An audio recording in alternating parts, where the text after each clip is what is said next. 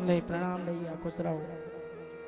कहले गुरुदेव, आप कल कह रहे थे कि आप अगर किसी भी गधे को पढ़ाते तो वह कलेक्टर बन जाता, तो आप ये बताइए, मैं इस गधे को लेकर आया हूं, इसको कलेक्टर बना दो। गुरुजी सिर पे हाथ रख, कहले नहीं नहीं ऐसा नहीं होता। कहले नहीं, हमने वेदों में सुना है कि गुरु ने जो कहा है वो हुआ है, साधारण बात नहीं, और आप मेरे गुरु हो। कहले ठीक है, कब आ जाएं? बोले 7 दिन बाद आ जाना, इस गधे को यहीं बांध दिया।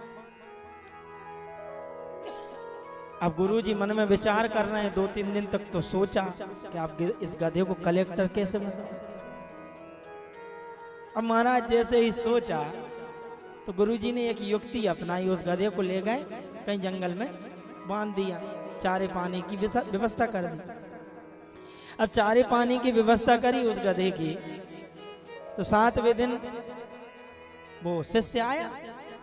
कहले महाराज आपने कहा था 7 दिन में मेरा गधा कलेक्टर बन जाएगा। कहले ठीक है, बन गया तुम्हारा गधा कलेक्टर।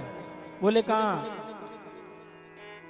कहले उस नगर में जाना, वहां आपका रामू कलेक्टर के रूप में मिलेगा।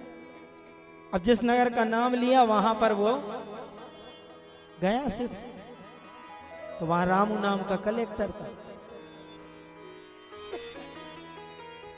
तो वहां बाहर जो दरवाजे पे खड़ा हुआ था चपरासी, बोले तुम्हारे कलेक्टर साहब से जाकर कहो कि उनके सेठ जी आए। बोले अच्छा। तो ऊपर से नीचे तक पहले देखा, बोले ये और कलेक्टर साहब जी के सेठ जी। एक बार मना किया, 2 बार, तीसरी बार फिर चपरासी गया और जाकर कहा कि कोई ऐसा व्यक्ति आया और वो कह रहा है कि तुम्हारे सेठ जी आए हैं। महाराज जैसे ये कहा, कलेक्टर ने मन में विचार उत्पन्न हुआ, मैं भी तो देखूं मेरा सेठ जी कौन है। कलेक्टर बाहर आया, कहले और रामू बेटा कैसे हो? तो जैसे ही बेटा कैसे हो, अब कलेक्टर तो कलेक्टर, आओ कराना ताओ। सेठ जी में 2 थपाड़े जड़ दिए। अब ज्यों ही 2 थपाड़े जड़े तो नीचे गर्दन कर कर सेठ जी अपने गुरुदेव के पास वापस आ गए। गुरुजी मेरा गधा कलेक्टर तो बन